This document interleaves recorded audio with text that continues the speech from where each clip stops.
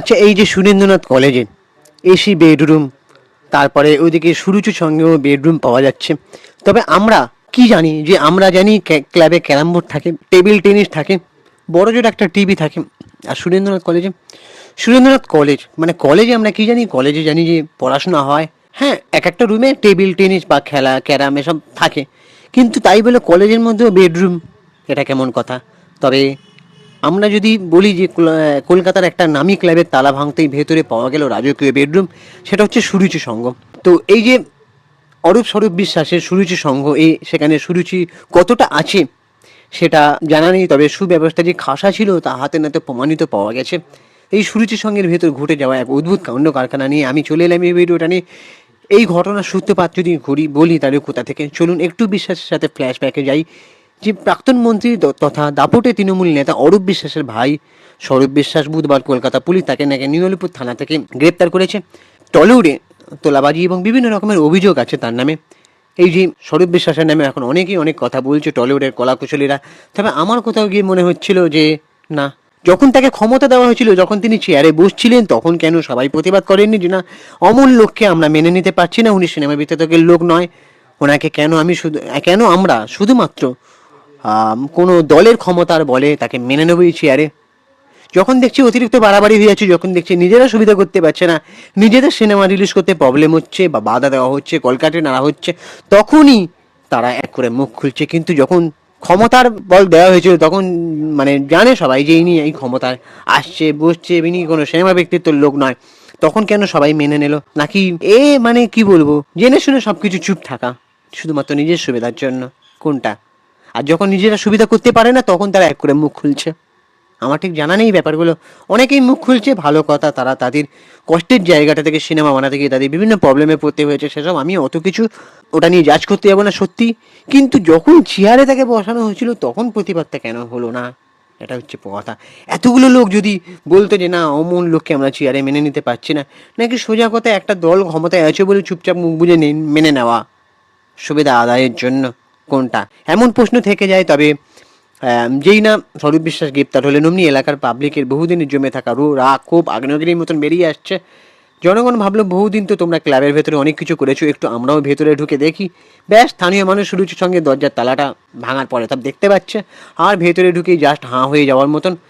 তো এই যে দৃশ্য দেখে একটা পুরানো কথা মনে পড়ে গেল। কিছুদিন আগে সুরেন্দ্রনাথ কলেজের স্টুডেন্ট ইউনিয়নের ঘরের কাছেও এরকম বেডরুম পাওয়া গেছিলো। তখন সাধারণ মানুষ থেকে বিশেষজ্ঞরা মাথায় হাত দিয়ে ভেবেছিল যে কলেজের ভেতরে বিছানা, ছাত্ররা কি রাতেও পড়াশোনা করছিল না অন্য কিছু করছিল, বা বিভিন্ন নেতা মন্ত্রীরা এসব কি করছিল সেখানে গিয়ে, এমন প্রশ্ন থেকে যাচ্ছে। এখন বোঝা যাচ্ছে ওটা আসলে ট্রেলার ছিল, সিনেমা রিলিজ করছে অরূপ স্বরূপের সুরুচির সঙ্গে। স্থানীয় লোকদের অভিযোগ, এই ক্লাবে সাধারণ মানুষের ঢোকার কোনো পারমিশন নাকি ছিল না, এটা ছিল অনৈতিক কারবারের একটা আঁকড়া। আর কি পাওয়া গেছে জানেন? ভোটার লিস্ট দিয়ে নাকি দিয়ে কি হচ্ছিল, ওই সব হ্যানা তানা ভোট কি তবে ক্লাবের খাটে বিছানা থেকেই গোনা হচ্ছিল? এমন প্রশ্ন অনেক। তবে একটা টুইস্ট কিন্তু এখনও বাকি আছে। পিকচার আবি বাকি হয় মেরে দোস্ত। তো বেডরুম দেখে চমকে গেছেন অনেকে, যারা চমকে গেছেন। তো পিছনে পাওয়া গেছে নাকি অনেক কিছু। তো ভাইরে ভাই, সুরুচির সঙ্গে দুর্গাপুজোর থিমের জন্য যে বিখ্যাত, এখন এবারে সুরুচির সঙ্গের থিম কি দুর্গাপুজোর এবছরে 2026-এর, সেটা অনেকে এখন থেকে প্রশ্ন করতে শুরু করে দিয়েছে। কিন্তু ক্লাবের ভেতরে যে 12 মাস ধরে লাইভ থিম চলছে, সেটা কি কেউ জানতো? তো এই যে ঘটনা আমরা দেখতে পাচ্ছি একের পর এক উঠে আসছে। সব থেকে বড় আশ্চর্যের জায়গা হচ্ছে, কলেজের মধ্যে যদি বেডরুম থাকে তাহলে সেখানে কি হতে পারে? তোমরা ভাবো তাহলে কি হতে পারে। মানে প্রতিদিন আমরা যখন খবর খুলছি বা ফেসবুকে নিউজ ফিডে যাচ্ছি, তখন ভালো খবর কি দেখবো, একটা না একটা খবর, এমন খবর উঠে আসছে। মানে 15 বছর জামানায় কি মানুষ শুধু এইসবগুলোই আড়াল করে রেখে, মানে আড়ালে ছিল মানুষের, জনগণের আড়ালে এইসব দিনগুলো দেখতে হবে, কেউ ভাবতেও পারেনি। যাই হোক, তো বন্ধুরা, তো তোমাদের কি মনে হচ্ছে যে সুরুচি সঙ্গের বর্তমান হালচাল? আর ওদিকে ভাইয়ের গ্রেপ্তারির পর ক্লাবের পর্দা ফাঁস হতে এলাকার মানুষ এখন রীতিমতো তাজ্জব। ক্লাবের ভেতর বেডরুম, আর ওদিকে ক্লাবের এরকম কালচার, তারপরে ওদিকে আবার সুরুচি সঙ্গ তো আছেই, তারপরে ওদিকে সুরেন্দ্রনাথ কলেজের মধ্যে বেডরুম। মানে কি হচ্ছে? শিক্ষা প্রতিষ্ঠান, এমনি বাংলা মিডিয়ামের শিক্ষা প্রতিষ্ঠানের অবস্থা ভালো নয়, তার উপর যদি এইরকম যদি কলেজের ভেতরে যদি এরকম থাকে, মানে কোনো জায়গাটা বাদ নেই। যাই হোক, কিচ্ছু বলার নেই। তো এবার কমেন্ট করে তোমরা জানাও যে তোমাদের কি মনে হচ্ছে এই পেছনে কি লুকিয়ে আছে কোনো রহস্য, নাকি আরও কিছু দেখার বাকি আছে?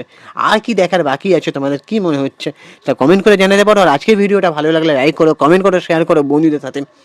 আর সত্য খবর পেতে অবশ্যই চ্যানেলটাকে সাবস্ক্রাইব করে পাতে থাকো। তবে হ্যাঁ, আমি চাইবো সুষ্ঠু রাজনীতি গড়ে উঠুক। আর এইসব মানে এই যা কালচার আমরা দেখতে পাচ্ছি, অন্যান্য বাইরের দেশের লোকরা বা বাইরের রাজ্যের লোকেরা কাছে হাতে হচ্ছে, এমন জিনিসগুলো বন্ধ হোক। এবারে যে নতুন সরকার আছে তাদের কাছে প্রত্যাশা অনেক ভালো কাজ হোক, এমন কোনো কীর্তি যাতে না হয় যেটা নিয়ে লোকে হাসাহাসি করে, বা এমন কোনো তাদের লজ্জায় মাথা কাটা যাচ্ছে যে রাজ্যের এমন বেহাল দশা। এমনি তো মানুষের চাকরি বাকরি নিয়ে জেনারেশন শেষ হয়েছে একটার পর একটা, তার মধ্যে এরকমভাবে দুর্নীতি। তবে হ্যাঁ, আর একটা প্রশ্ন থেকে যায় এখানে যে 15 বছরে কোনো জায়গায় শিল্প কলকারখানা হলো না, অথচ প্রত্যেকটা জায়গায় দুর্নীতি হচ্ছে। কলেজের মধ্যে বেডরুম, সুরুচি সঙ্গের মধ্যে বেডরুম, এদিকে বেডরুমের ব্যবস্থা হচ্ছে সব আয়েস করার জন্য, আয়েস মানে আরও কত কি। কিন্তু 15 বছর ধরে তেমনভাবে কলকারখানা হলো না, এত কোটি টাকা উদ্ধার হচ্ছে। কলকারখানা কি হতো না? চাইলেই হতো, তার মানে ইচ্ছাকৃতভাবে এই জিনিসগুলো করা হয়েছে, এটাই আমাদের মেনে নিতে হবে। তাহলে এর দায়টা কাদের? এখন নতুন সরকার এলো, এগুলোর দায় কেউ পুরোপুরি নিতে পারে না, কারণ এত ক্ষতি হয়ে যায় না, তার পুরোপুরি সমস্যার সমাধান করা যায় না।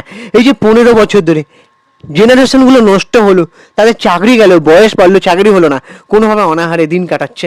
কে সুইগি জমাটা করছে, কে মাথার মোট বইছে।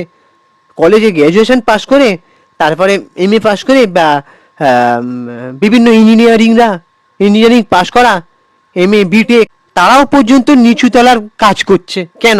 যদিও কোনো কাজ ছোট নয়, কিন্তু কেন আমাদের রাজ্যের এমন বেহাল দশা হলো, তার দায়টা তাহলে কারা নেবে? আমার তো মনে হয় যারা এমন দশা তৈরি করে তাদেরই দায়টা নেওয়া উচিত। বিভিন্ন আকারের একটা ক্ষতিপূরণ দেওয়া উচিত, যেটা সাধারণ মানুষদের জন্য বিলিয়ে দেওয়া উচিত আমার মনে হয়। এ মানে কিচ্ছু বলার নেই, এইভাবে রাজ্যটাকে শেষ করা হয়েছে।